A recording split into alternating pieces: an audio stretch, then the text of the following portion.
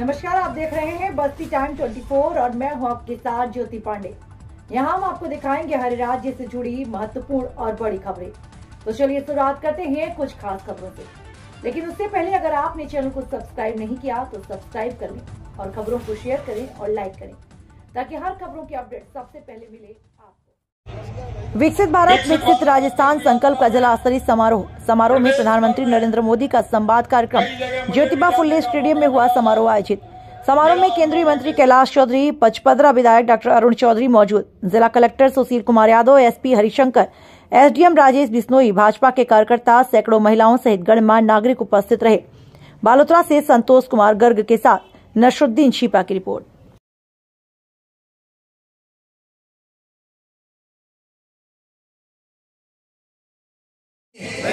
अपितु संपूर्ण राज्य को नशा मुक्त करने की प्रतिज्ञा लेते हैं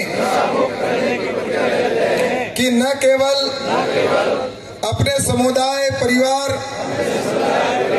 मित्र बल्कि खुद को नशा मुक्त बनाएंगे, क्योंकि परिवर्तन भीतर से जरूरी होता है। इसलिए आओ मिलकर अपने जिले को नशा मुक्त बनाने का संकल्प लेते हैं। मैं प्रतिज्ञा करता हूं कि मैं अपने जिले को नशा मुक्त बनाने के लिए हर संभव प्रयास करूंगा।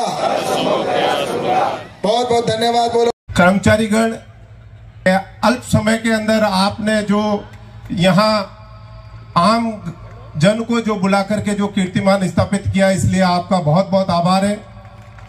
जैसा कि अभी विकसित भारत यात्रा के कैंप हर ग्राम पंचायतों में हुए हैं और माननीय केंद्रीय मंत्री महोदय, आपको बहुत बहुत धन्यवाद देता हूं कि आप नरेंद्र मोदी जी के उस कैबिनेट के सदस्य हैं और उन्होंने एक ऐसा फैसला किया कि केंद्र सरकार गांव-गांव के अंदर कैसे पहुंचे। आज आजादी के बाद पहली बार ऐसा है जो केंद्र सरकार हर गांव के अंदर अपने कैंप लगाए हैं। तो मैं इसलिए आपको बहुत बहुत धन्यवाद देता हूं। उस कैंपों के तहत आम आदमी की जो पीड़ा है, जो मोदी की गारंटी की योजना है, उन योजनाओं को कैसे आम जन तक पहुंचाया जाए, उन सब योजनाओं के लिए आम जन को प्रेरित किया और आम जन को लाभान्वित करते हुए उनका अधिकतर का पंजीकरण भी करवाया गया। मैं यहाँ के जो भी संपन्न हुआ, जो ये विकसित भारत यात्रा कैंप में जो कर्मचारीगण थे, उन्होंने भी अपना पूरा समय दे करके उस कैंपों को बहुत ही अच्छा, आज राजस्थान के अंदर जो बाड़मेर जिला है उसका एक अभूतपूर्व योगदान है जो विकसित भारत यात्रा के कैंपों के अंदर बहुत अच्छा पंजीकरण हुआ। इसके लिए भी मैं बहुत बहुत धन्यवाद देता हूँ। लेकर अभी प्रधानमंत्री जी ने कहा था हम सबको कि 4 जातियों के ऊपर, 4 वर्ग के ऊपर हमें ध्यान देने की आवश्यकता, और इस पर हमने काम प्रारंभ किया है।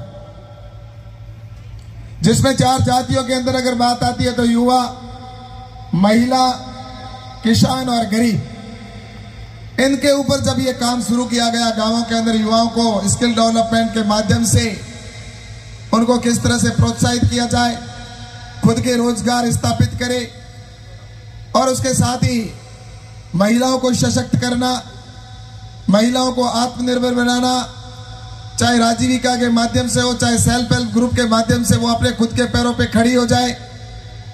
और इस बार आपने देखा होगा 26 जनवरी का पर्व भी महिलाओं को समर्पित था, और महिलाओं को जिस तरह से फाइटर प्लेन उड़ा रही थी, तो हर परेड के अंदर आपने देखा होगा उसका नेतृत्व महिला कर रही थी। और नारी शक्ति विधेयक जो विधेयक पारित किया गया, ये सारी उसी की कड़ी में कि नारी शक्ति को ताकत देना, नारी शक्ति को सशक्त करना।